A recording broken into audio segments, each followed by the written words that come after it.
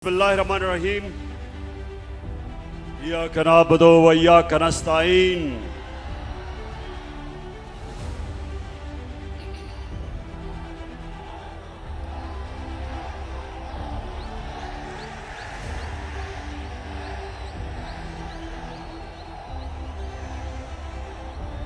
Diesel diesel या मेलू?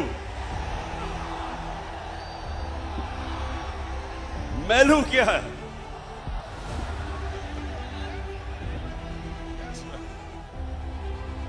अच्छा, चार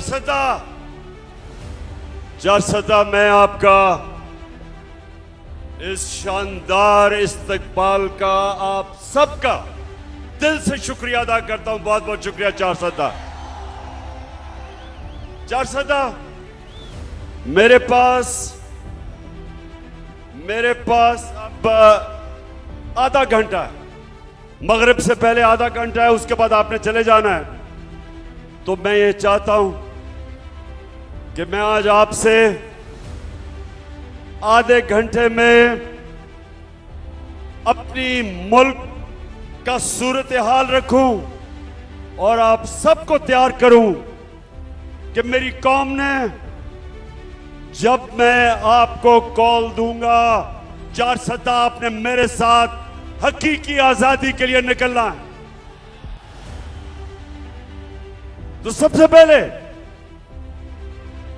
चार सदा, सबसे पहले मेरा ये ईमान है, मेरी सियासत नहीं, मेरा ईमान है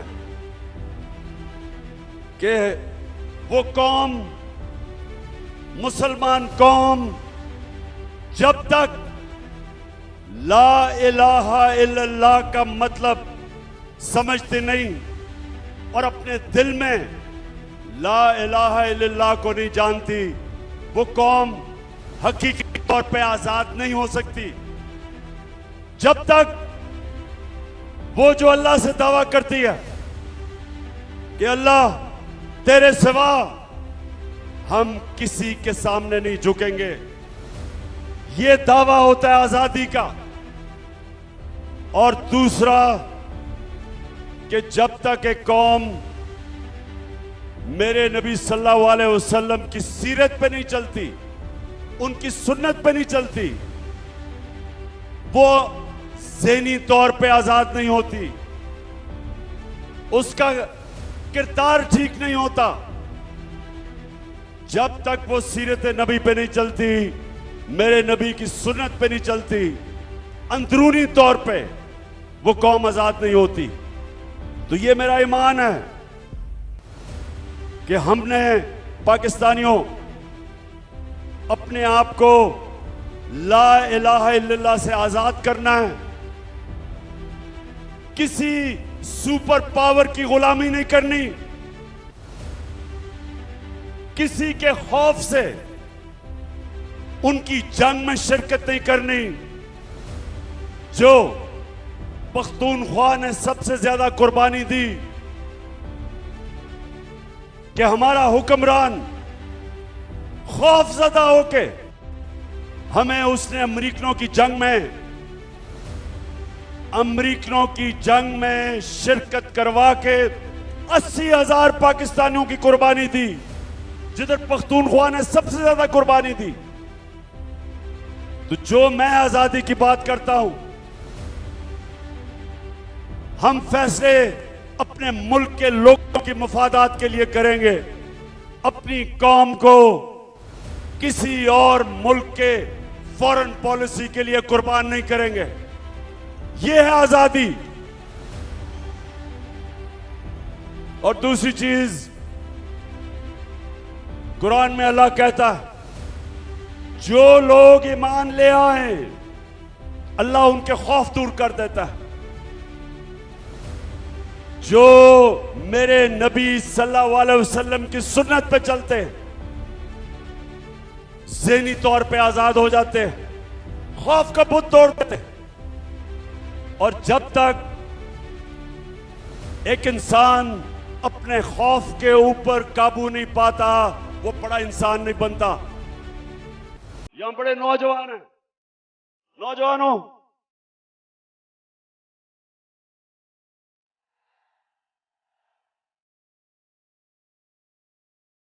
नौजवानों,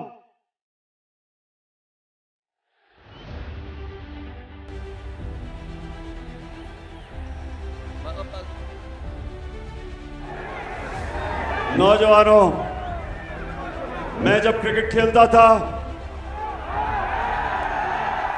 जो आप खेलते होंगे, कभी ये याद रख लें, कभी कोई क्रिकेट की तारीख में बड़ा बैट्समैन नहीं बना जो तेज बॉलर से डरता था, और कभी कोई ऐसा बड़ा बॉलर नहीं आया जो मार खाने से डरता था बैट्समैन से, और कभी कोई बड़ा कप्तान नहीं आया जो हारने से डरता था। जो भी इंसान बड़ा इंसान बना है, अपने खौफ के ऊपर काबू पाता है। और मेरे नबी सल्लल्लाहु अलैहि वसल्लम ने मदीना की रियासत में वो लोग जिनकी हैसियत नहीं थी, उनको उन्होंने दुनिया की इमामत करवाई। उनके ये खौफ का बुत तोड़ा, पैसे का बुत तोड़ा, लालच का बुत तोड़ा, इंसानों को इकबाल का शाहीन बना दिया। तो ये सबसे पहले नौजवानों, मेरा पहला आज जो मैं आपके पास आया हूं, हमेशा ये मेरी बात याद रखना कि जब एक कौम उठती है,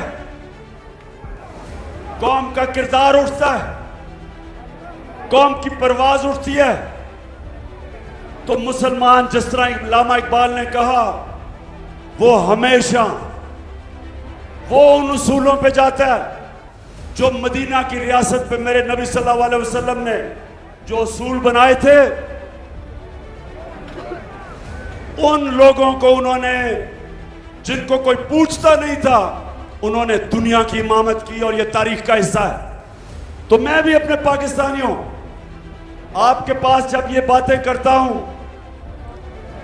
तो इसलिए नहीं करता सियासत चपकाने के लिए, या आप सब जानते हैं इन्होंने इस्लाम को बेचने की दुकानें बनाई हुई हैं।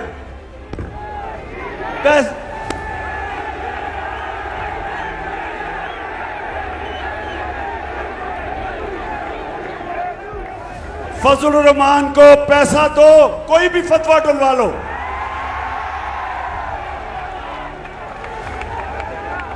तो सबसे पहले ये जो मैं आपको हकीकी आज़ादी की बात करता हूं, इंशाअल्लाह इसी तरह हमारी कौम एक अजीम कौम बनेगी। दूसरी बात कि ये जो इंपोर्टेड हुकूमत एक साजिश के तहत इस कौम पे मुसल्लत की गई, दो मुकासद थे जो लेके आए, जिन्होंने अंदरूनी साजिश की और जो बाहर से अमेरिकी की साजिश हुई।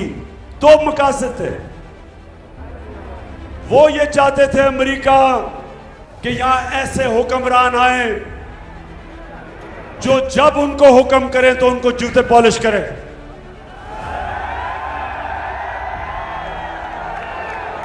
जो हाथ फैला के बेकारियों की तरह दुनिया में, सारी दुनिया में फिरे, अब खुद तो शर्म नहीं आती, कौम को भी शर्मिंदा करवाएं।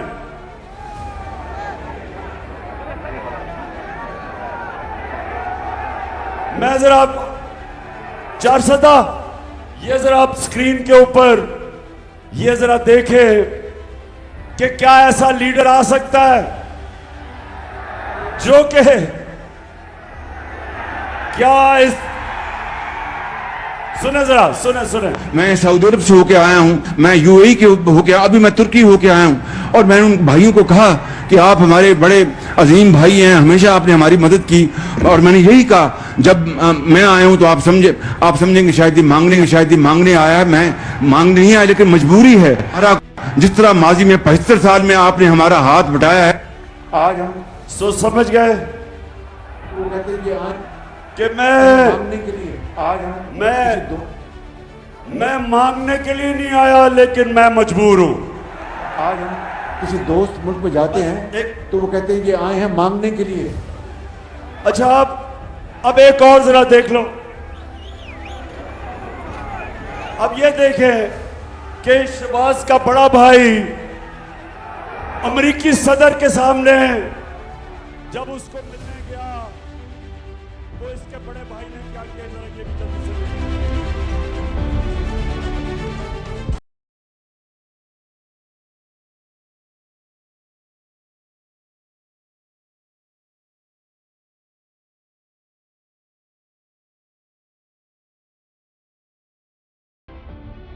once again and look forward to welcoming you and Mr. Obama and Mrs. Obama in Pakistan.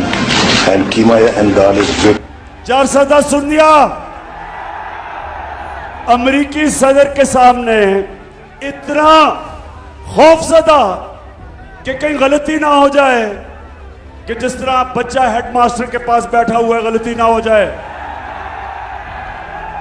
कि पढ़ के कह रहे हैं कि सदर साहब बहुत बहुत शुक्रिया आपका, पढ़ के कह रहा है। मैं ये आपको इसलिए कह रहा हूं कि ये अल्लाह ने हमारा जो मुल्क बनाया है ला इलाहा इल्लल्लाह पे, एक अजीम मुल्क बनाया था। इस तरह के लोगों ने आज इस कौम को दुनिया के सामने हमें शर्मिंदा करवाते। हरे पासपोर्ट की इज्जत नहीं, क्योंकि जो हुक्मरान अपनी कौम की इज्जत नहीं करते, दुनिया उसकी कौम की इज्जत नहीं करता। तो मेरी पाकिस्तानी और चार सदा नौजवानों, इंशाअल्लाह हमने इसी पाकिस्तान को एक अजीम कौम बनाना है, और इसी कौम को, यही पाकिस्तानियों को इंशाअल्लाह एक वो कौम बनाना है कि जब यहां चार सदा के नौजवान दुनिया में कहीं बाहर, कहीं भी बाहर जाएंगे, लोग उनको देख के कहेंगे कि ये पाकिस्तानी आ रहा है, ये है पाकिस्तानी। जिस तरह एक दफा जब पहली दफा मुसलमान ताजर गए इंडोनेशिया और मलेशिया, कोई मुसलमान फौज नहीं गई थी। मुसलमान ताजरों के किरदार को देख के, वो सादिक और अमीन थे, उनके किरदार को देख के इंडोनेशिया और मलेशिया के लोग मुसलमान हुए। वो इंशाल्लाह एक दिन आएगा कि मेरा जब पाकिस्तानी दुनिया में जाएगा, लोग कहेंगे ये देखे, ये है मुसलमान, ये है उम्मत नबी सल्लल्लाहु अलैहि वसल्लम।